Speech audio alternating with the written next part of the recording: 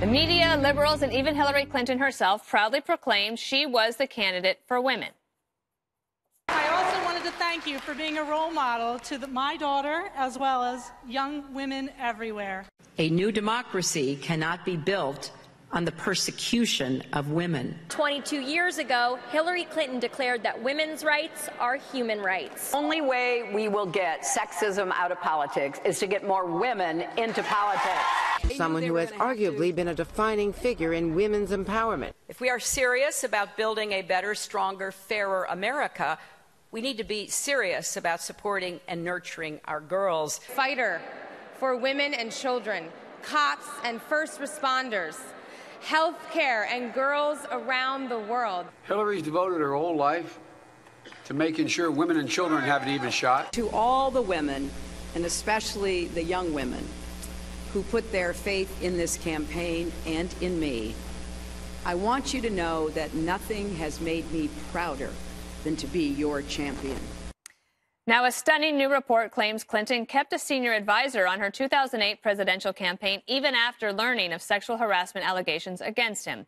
According to the New York Times, a 30-year-old female staffer accused Bernd Strider of repeatedly harassing her. The Times says Clinton ignored her campaign manager's call to fire Strider, opting for administrative sanctions instead.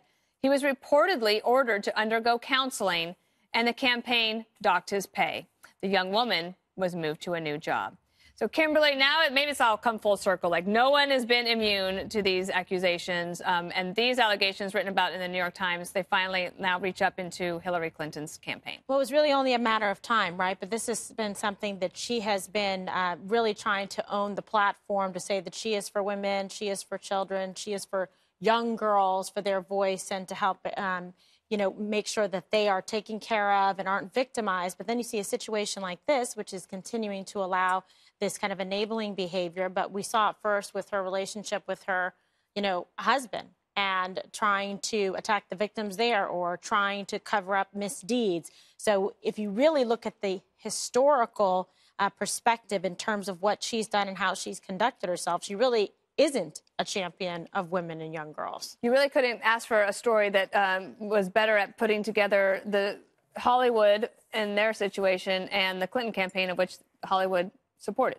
That's true. I mean, she kept someone on her payroll after being accused of sexual harassment. Yeah. I never heard of such a thing.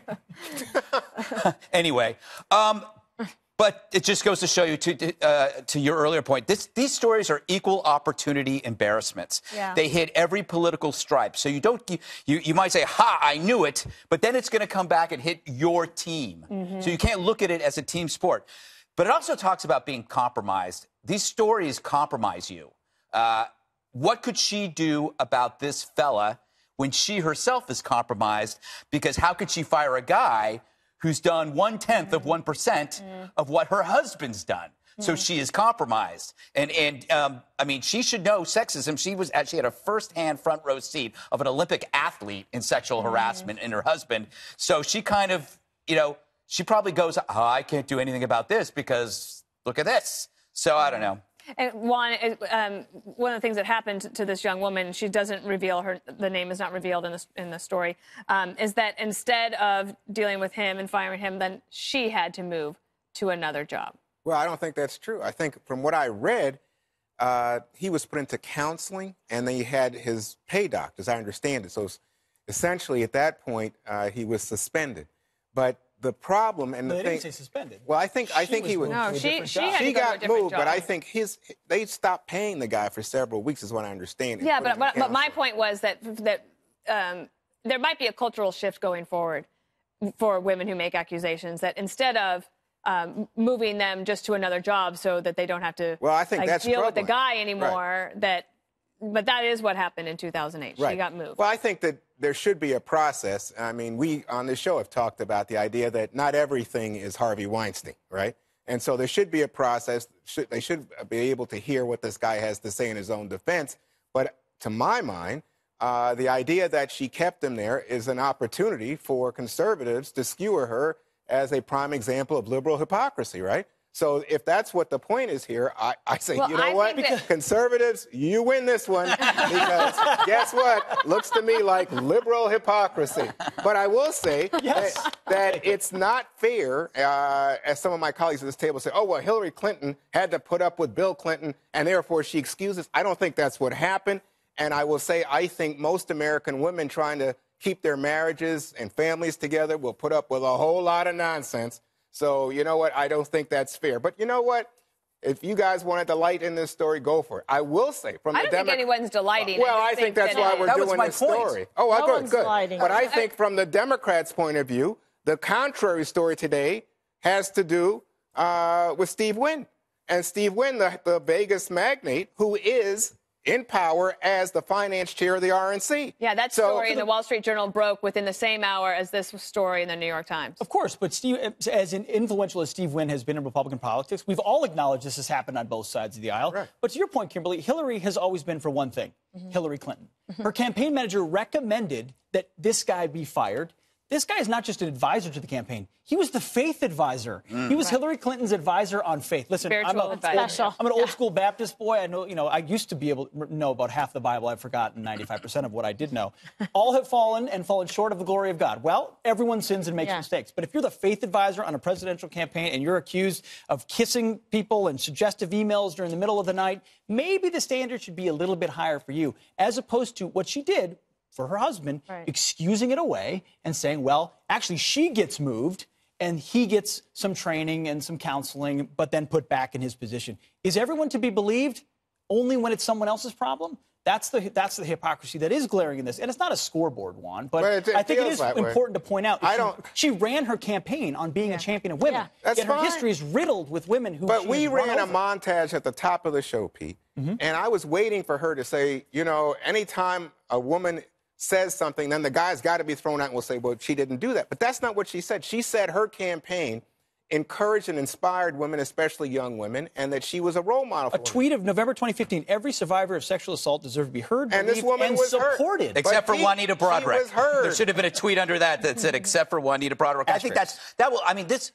what she did in this case pales in comparison to the things that happened before and how she treated people that had accused her husband of things. It is funny about it is.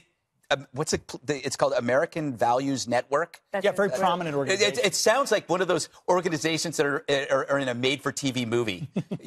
Anyway, but he was obviously doing the wrong kind of praying. You got confused. With the E. But it just shows you not everyone is perverts are everywhere.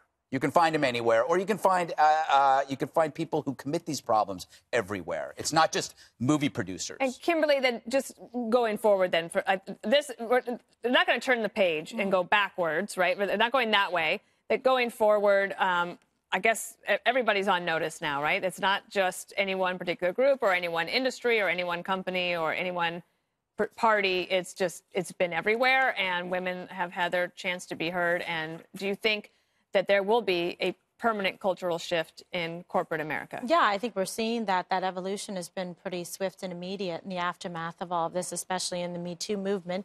And now we're going to have to see, what does Hillary Clinton do going forward? Is she going to try to capture the mantle here and acknowledge some wrongdoing or mistakes and how she's handled things, in the past to try to restore some, credibility? And that's the point, is like she has been the one that has positioned herself as sort of the face, of this movement and being supportive of women, what she campaigned on, et cetera. So if you're going to campaign on that, you're going to say that's who you are, then your conduct and the way you comport yourself should be consistent with those principles. Well, that's part of the reason she lost, because she campaigned on a bunch of things that she felt like would make people attracted to her, but in actuality, they're manufactured issues or based on a history that doesn't comport with those positions. And people saw right through that, even though President Trump, then candidate Trump, was not a perfect candidate on a lot of those issues either. They forgave him for a lot of candor and authenticity as opposed to masking over. Pete, I was following you just until that point. Yeah, well, wait a minute. So in other words, grabbing a woman in that way, that's excusable, but not he came out going and said, through a legal process in which you give someone who's been he said it was a good locker room worker talk in your company an opportunity to speak but it's okay to excuse Donald Trump and now the porn star, but not Hillary. Locker room talk is a lot different than locker room physical. Talk. That's how he explained it. No. And that's he said that he did it. He said that he assaulted women. That's what he said. Did he? Well, yes. Did he? He never said that. Are we going to parse the words right now? I'm not parsing. I'm just saying that's what because we're going to have to. From what I remember, which, by the way, I condemned when he said it, was that he was talking about when you're in power, you can grab women. No, and he said you. He said you. I think he said you. I don't think so. This is the problem with this. When you go down this road, is you sit here talking about this crap. Yeah, but I don't think there's any question about things like the porn star. I don't think there's any question. So at one point, you say, "Oh, are you sex shaming her?" No, who? Because she's a porn star. Is that what bothers you? Sounds like it. Yeah, it sounds like you're sex shaming her. Oh, I didn't catch that. No, but I appreciate your insight. Let's tease.